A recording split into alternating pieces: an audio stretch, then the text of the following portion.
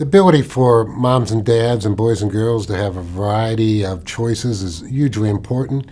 I think one of the problems we've had in public education is thinking that one size fits all, and we just know that that doesn't work for all children. Anyone that's been around and involved in education for any matter of time or years has seen where it works very well for some, but not everyone. So we need a portfolio of opportunities for our youngsters, which include community schools of all sorts and manners that could provide more options for moms and dads to make choices about what works best for their son and daughter.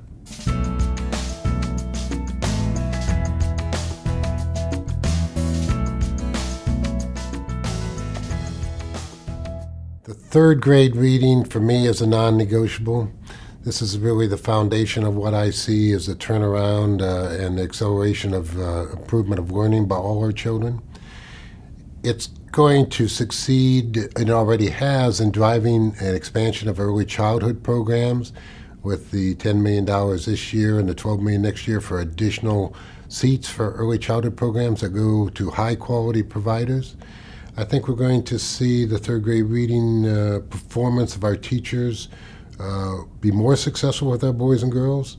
We had 27,000 students last year that did not pass the third grade reading guarantee at the proficient level. I'm no doubt in my mind that is going to be hugely improved this year. It's interesting, though, as I look around and I've seen some surveys that have been done by Gallup organization on hopefulness by students in fifth grade. There's a higher correlation if a student's hopeful about themselves and success in college than some of our ACT correlations. But I can assure you, and I can assure educators in this state, that if a student's been socially promoted in reading and is unable to read, they are not going to be hopeful about their future in fifth grade. So the very fact that we're setting this third grade reading guarantee that came out of the governor's office and approved by the legislature is so hugely important to making it a transformative effect that students now will control their own learning. They will be able to drive that in their own rate and patterns. Once they have that skill and knowledge, it's just absolutely essential. We're going to be successful, and we are going to be successful. And I've been really pleased by the response of the superintendents and teachers around the state to this effort, and I'm very, very optimistic about what's going to happen next summer.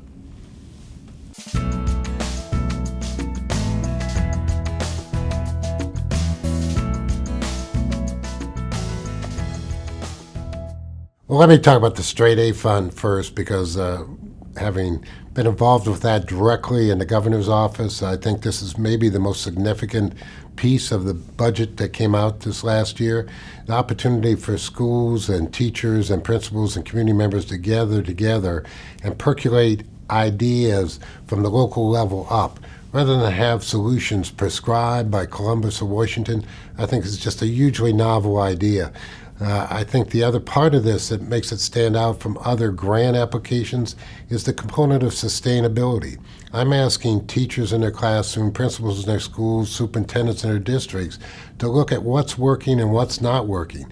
And if it's not working, then I'd like them to jettison those items and use that money to sustain the proposal that they're proposing to raise student achievement and create more efficiency and effectiveness in the school. To my knowledge, there's no other state that has a sustainability component in their proposals, and I know there's never been a state that's made a commitment to improvement and innovation education like Governor Kasich's $250 million Straight A Fund. As far as the scoring, really concerned and aware of concerns about that, so we've done several things on the scoring. The Department of Ed has recruited scores from inside Ohio and outside of Ohio. We have a good combination of those now. We've also asked that the Department of Administrative Services select the scores for both the sustainability and the programmatic evaluations. So it would not be the Department of Ed. And we've hired a nationally renowned statistician to verify the reliability of the data of the raters, because we are all concerned about this. This is really, really important that we have the right proposals being recognized and awarded, and so the impartiality of our raters is hugely important, and we're really comfortable with what we've done through the efforts to make sure that continues to be. The statistician really kind of judges the raters, and there's 6 raters for each one of these projects, so and proposals. So I think we're pretty optimistic that we're going to have a fair assessment process that will be working with the Straight A Fund. Ultimately, though, this goes to a Straight A board, which has 2 members selected by the Speaker of the House, 2 by the President of the Senate, 4 by the Governor, and myself. So there's currently 7 members, 2 yet to be appointed. And I'm pretty comfortable with the 7 members of those board being vocal enough to ask questions, and from the raters and the people proposing this, that we're going to get very good proposals that are going to be awarded and by the Straight A board.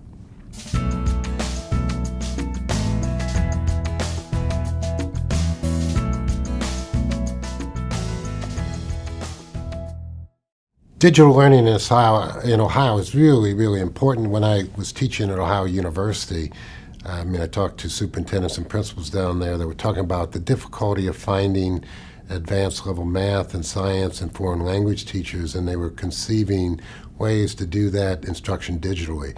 I think maybe the Straight A Fund is one possible way that could happen. But it's hugely important because I think as we project down the road, we're looking at having this huge amount of high quality material available, and through various platforms. Ohio platform is the iLearn platform, and it has not progressed quite as rapidly as I would like, but I think it's coming. We suspect there's going to be more coursework made available on that. I think it's going to be more attractive to schools as that material becomes more plentiful. But the receiving and engagement of instruction online is where we're headed, especially in our secondary schools and our universities, and especially with the dual enrollment, the post-secondary option that exists right now, and the College Credit Plus program. I think it's just more and more of this is going to happen. So I'm really enthusiastic. I think that we're going to see some models that are going to evolve from the Straight A Fund, would be my suspicion, that are going to provide pathways for schools to follow and maybe even enhance the iLearn platform as we move forward.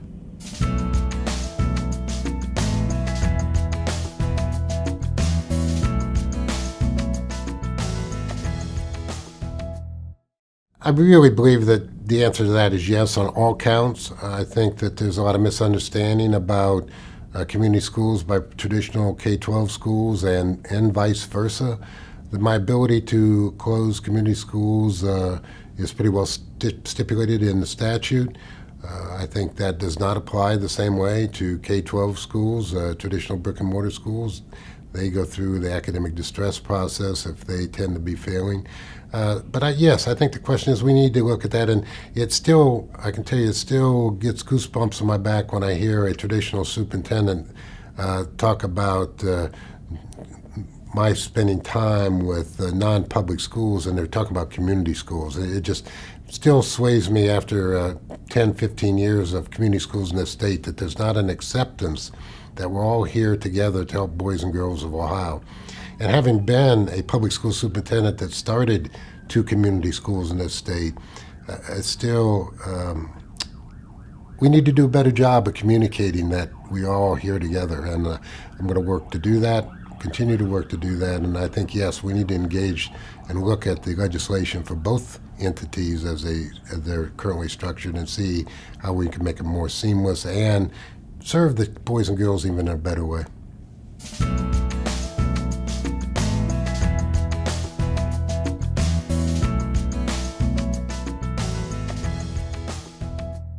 That's a great question, and I guess I would say, having spent 14 months in the governor's office and having helped develop some of the reforms that we are working to implement now, as the disposition as state superintendent became open, it really became evident to me that I had an obligation to do the most difficult part of what I'd been doing. I had helped conceive the legislation, I had advocated it through the legislature, but the hard part is successfully implementing it so it helps boys and girls. That is why I applied for the job. That's why I came here, is to see successful implementation.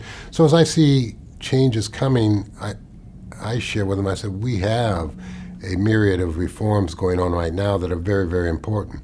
And I think I need to do a better job of making sure everybody understands how connected they all are.